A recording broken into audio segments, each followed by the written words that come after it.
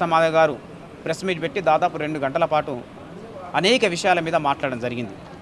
ఆ విషయాలను బ్రాహ్మణ సమాజం సంపూర్ణంగా అర్థం చేసుకోలేదు, గ్రహించలేదు. అందులో ఉన్న వాస్తవాలను వాళ్ళు గుర్తించలేదు. అందుకే దానికి విరుద్ధంగా నిన్న ప్రెస్ మీట్లో అబద్ధాలు, అసత్యాలు మాట్లాడి మందకృష్ణ మాదిగ మీద విమర్శలు చేసే ప్రయత్నం చేయడం జరిగింది. మందకృష్ణ మాదిగ గారు రాజ్యాంగాన్ని రద్దు చేయమని మాట్లాడినట్టుగా, అట్లాగే రాజ్యాంగంలో ఆర్టికల్ 25ను రద్దు చేయాలని మాట్లాడినట్టుగా, రాముడి మీద విమర్శలు చేసినట్టుగా, హిందూ మతం మీద విమర్శలు చేసినట్టుగా, బ్రాహ్మణేతరులైనటువంటి కమ్మ, రెడ్డి, కాపు, వైశ్య, వెలమ, ఇతర సామాజిక వర్గాల మీద విమర్శలు చేసినట్టుగా ఇంకా అనేకమైనటువంటి అబద్ధాలు వాళ్ళు మాట్లాడడం జరిగింది. మా నాయకుడు ఎప్పుడు ఏ కులాన్ని కానీ, ఏ మతాన్ని కానీ, ఏ వర్గాన్ని కానీ ఎప్పుడు విమర్శించిన చరిత్ర లేదు. మా నాయకుడు పెట్టే ప్రతి విమర్శ శాస్త్రీయంగా, అలాగే సంపూర్ణ ఆధారాలతో ఎప్పుడైనా మాట్లాడే నాయకుడు. అవగాహన లేకుండా, అజ్ఞానంతో, ఆధారాలు లేకుండా మాట్లాడే నాయకుడు కాదు. సూటిగా స్పష్టంగా చెప్పడం జరిగింది. 1950 రాష్ట్రపతి ఉత్తర్వులు అనేది రాజ్యాంగానికి విరుద్ధమైనటువంటి ఉత్తర్వులు. ఆ ఉత్తర్వులు రద్దు చేయమని మందకృష్ణ మాదిగ డిమాండ్ చేయడం జరిగింది. కానీ మీకు అర్థమైంది ఏంది? మందకృష్ణ మాదిగ గారు రాజ్యాంగాన్ని రద్దు చేయమన్నట్టుగా మీరు అర్థం చేసుకున్నారు. కాబట్టి లోపం మీలో ఉన్నది. రాజ్యాంగం రద్దు చేయమని చెప్పలేదు, రాష్ట్రపతి ఉత్తర్వులను రద్దు చేయమని చెప్పిండు. రాష్ట్రపతి ఉత్తర్వులను ఎందుకు రద్దు చేయమంటున్నాడు? అవి రాజ్యాంగ స్ఫూర్తికి విరుద్ధంగా ఉన్నాయి కాబట్టి రద్దు చేయమంటున్నాడు. అది ఆర్టికల్ 25కు, ఆర్టికల్ 14కు, ఆర్టికల్ 15కు వ్యతిరేకంగా ఉన్నాయి కాబట్టి ఆ రాష్ట్రపతి ఉత్తర్వులు రద్దు చేయమని కోరుతున్నాడు. ఆ రాష్ట్రపతి ఉత్తర్వులు బ్రాహ్మణుల కుట్రల వల్ల వచ్చినాయి కాబట్టి వారు రద్దు చేయమని కోరుతున్నాడు. దాన్ని మీరు అర్థం చేసుకోవాల్సిన కోరుతున్నాను. 1950 రాష్ట్రపతి ఉత్తర్వుల్లో మీ కుట్ర లేకపోతే సుప్రీంకోర్టు తీర్పును మీరు వ్యతిరేకించేవాళ్ళు. కానీ వాళ్ళు సుప్రీంకోర్టు తీర్పును మీరు స్వాగతిస్తున్నారు.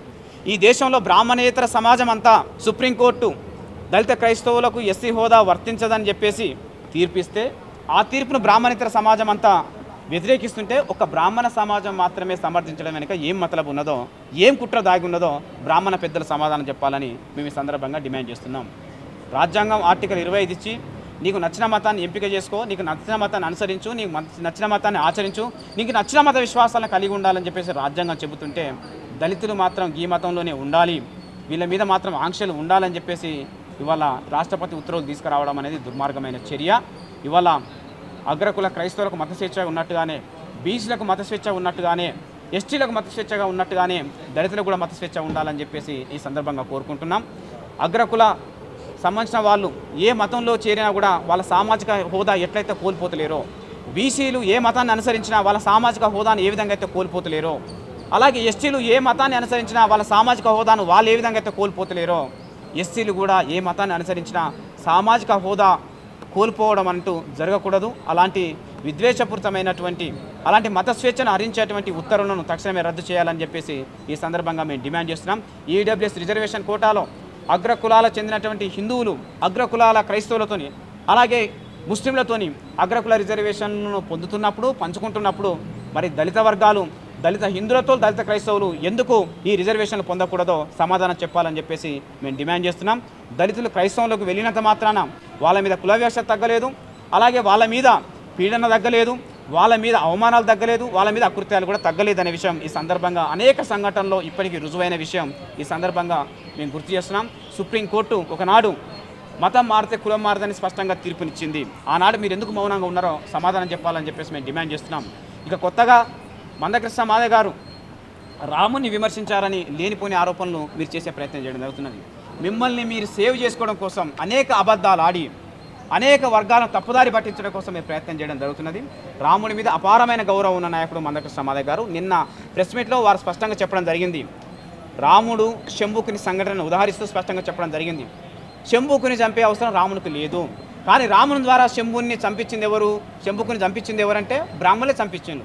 బ్రాహ్మణులు చేసిన పాపమే ఇందులో ఉన్నది తప్ప ఇంకేది లేదనే విషయం మందకృష్ణ మాదిగ గారు స్పష్టంగా చెప్పడం జరిగింది. మీ యొక్క విధానాలు ఏ విధంగా ఉంటాయో, మీ యొక్క వైఖరి కింది కులాల పట్ల ఏ విధంగా ఉంటాయో అని తెలియజెప్పడం కోసమే రాముడు శంభుకునికి సంబంధించినటువంటి సంఘటనను మందకృష్ణ మాదిగ గారు ఉదాహరించి చెప్పడం జరిగింది.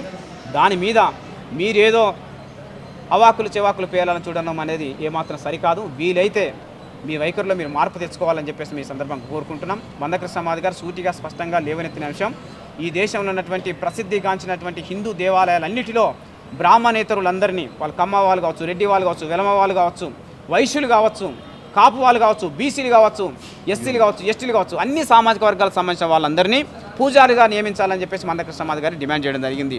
దాని మీద మీ వైఖరి ఏంటో బయట పెట్టండి. కుల వ్యవస్థ రద్దు మీద మీ వైఖరితో బయట పెట్టండి.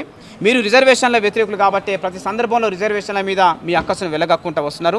రిజర్వేషన్ల ద్వారా అణగారిన కులాల ప్రజలు సామాజికంగా, ఆర్థికంగా, రాజకీయంగా ఉన్నత స్థాయిలో రావడాన్ని మీరు జీర్ణించుకోలేకపోతున్నారు. కుల వ్యవస్థ ఉండాలని కోరుకుంటున్న మీరు రిజర్వేషన్లు ఉండాలని ఎందుకు కోరుకోవట్లేదు? కుల వ్యవస్థ ఉంటే అది మీకు లాభం, రిజర్వేషన్లు ఉంటే అణగారిన వర్గాలకు లాభం. మీకు లాభమయ్యే విధానాలనే మీరు మాట్లాడుతున్నారు తప్ప మరి అట్టడి కులాలకు లాభం చేకూర్చే విధానాల మీద మాత్రం మీరు ఎందుకు వ్యతిరేకంగా ఉంటారో మీ వైఖరిలో మార్పు తెచ్చుకోవాలని సందర్భంగా మేము వాళ్ళని కోరుకుంటూ మీ నుండి పరివర్తన వస్తుందని చెప్పేసి మేము ఆశిస్తున్నాం. మీరు సమానత్వాన్ని అంగీకరిస్తారని, సామాజిక న్యాయానికి కట్టుబడి ఉంటారని, కింది కులాలతో సఖ్యతో కలిసి నడుస్తారని చెప్పేసి ఆశిస్తున్నాం. ఆ దిశగా మీరు నిర్ణయాలు తీసుకొని ఈ కింది అణగారిన వర్గాల సమాజం పట్ల సఖ్యతతో మెదలాల్సిన బాధ్యత, సఖ్యతతో ముందుకు సాగాల్సిన బాధ్యత మీ మీద ప్రధానంగా ఉన్నది. ఆ బాధ్యతను నిర్వర్తించి అన్ని వర్గాలతో ముందుకు వస్తారని చెప్పేసి మేము ఆశిస్తున్నాం. బ్రాహ్మణ సంఘాలు మాట్లాడుతూ ఎస్సీ వర్గీకరణకు మద్దతు తెలపడమే కాకుండా డొనేషన్లు కూడా ఇచ్చిన ఎస్సీ వర్గీకరణకు అని చెప్పి మాట్లాడుతున్నాను. నేను ఈ సందర్భంగా వాళ్ళకు గుర్తు చేసేది ఏంటంటే ఎస్సీ వర్గీకరణ పోరాటంలో ఈ తెలుగు నేల మీద సంఘీభావం తెలపని కులం అంటూ ఏది లేదు. ఈ ఉద్యమానికి మద్దతు ఇవ్వని కులం అంటూ లేదు. ఈ ఉద్యమానికి ఆర్థిక సాయం చేయని కులం అంటూ లేదు. అందువల్ల ఎస్సీ వర్గీకరణ స్వప్నం సాకారం చేసిన రోజు మా అధినేత మందకృష్ణ మాదిగ గారు ఈ విజయాన్ని మాదిగ అమరవీరులకు అంకితం ఇస్తున్నాం. ఈ విజయాన్ని మా ఉద్యమాన్ని సహకరించినటువంటి అన్ని వర్గాలకు అంకితం ఇస్తున్నాం. మీ ఉద్యమం గెలిచినామంటే మాకు అన్ని వర్గాల సంపూర్ణ సహాయ సహకారాలు, అన్ని వర్గాల మద్దతు, అన్ని వర్గాల చేదోడు వాదోడుగా మాకున్నటువంటి వాళ్ళ అండదండలు అందించడం వల్ల మేము ఇవాళ గెలిచినామని చెప్పేసి చెప్తూ వాళ్ళందరికీ మందకృష్ణ మాదిగ గారు మీడియా ముఖంగా కృతజ్ఞతలు తెలపడం జరిగింది. మాకు ఏదైనా సహాయం దొరికితే, మాకు ఎవరిదైనా సహాయం దొరికితే వాళ్ళ పట్ల కృతజ్ఞతగా ఉండే జాతి మాదిగ జాతి, అది మేము ఎప్పుడు మర్చిపోం. కానీ ఈ బ్రాహ్మణ సామాజిక వర్గం వాళ్ళ మనోభావాలు దెబ్బతిన్నాడు, వాళ్ళ ఆత్మగౌరవం దెబ్బతిన్నాడు. వాళ్ళకి ఏ రాజకీయ పార్టీ అండగా లేదు కదా, వాళ్ళకి ఏ నాయకుడు వాళ్ళకి అండగా లేదు కదా, వాళ్ళకి వచ్చిన సంఘాలు, ప్రజా సంఘాలు కూడా వాళ్ళకి ఎవరు మద్దతుగా లేవు కదా, వాళ్ళు ఆనాడు ఒంటరు కదా. మరి అట్లాంటి ఒంటరులైనటువంటి బ్రాహ్మణ సమాజాన్ని ఆత్మగౌరవ పోరాటాన్ని గెలిపించింది ఎవరు? మందకృష్ణ మాదిగ గారు కదా. మోహన్ బాబుని క్షమాపణ చెప్పాలని డిమాండ్ చేసిన మందకృష్ణ మాదిగ గారు కదా. మోహన్ బాబు గుండాలు బ్రాహ్మణుల మీద దాడి చేయడం తప్పని చెప్పింది మందకృష్ణ మాదిగ గారు కదా.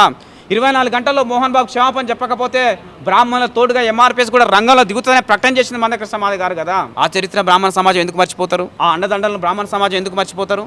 సమయం వచ్చినప్పుడు, సందర్భం వచ్చినాడు చాలా విషయాల్లో బ్రాహ్మణ సమాజానికి అండగా నిలబడ్డ చరిత్ర ఎంఆర్పీఎస్ ఉద్యమానికి ఉన్నది. మేము కృతజ్ఞత మర్చిపోయే వ్యక్తులం కాదు, కానీ కృతజ్ఞత సమాజం ఇతరులను కూడా మేము ఆశించడం కాదు. కానీ బ్రాహ్మణ సమాజం కొన్నైనా నైతిక విలువలు కలిగి ఉంటుందని, కొన్నైనా ఉన్నతమైన విలువలు కలిగి ఉంటుందని చెప్పేసి సందర్భంగా మేము గుర్తు చేస్తున్నాం. వాళ్ళు మరొకసారి బ్రాహ్మణ సమాజం ఈ సమాజంలో పెద్దన్న పాత్ర పోషించే విధంగా, వాళ్ళలో పరివర్తన ఏ విధంగా వస్తుందో దాని మీద చర్చ చేసి ముందుకు రావాలని చెప్పేసి మేము గుర్తు చేస్తున్నాం.